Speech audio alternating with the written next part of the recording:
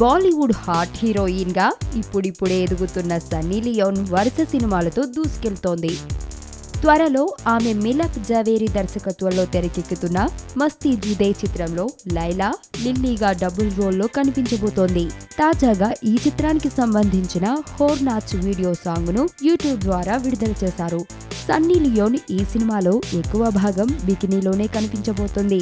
Super hot sexy look లో యువతను ఆకట్టుకుంటోంది. ఈ సినిమాలో సన్నీ లియోన్ తన గత సినిమాల కంటే మరింత బోల్డ్ అండ్ సెక్సీ పాత్రలో అభిమానులను ఎంటర్టైన్ చేయబోతుందని అంటున్నారు.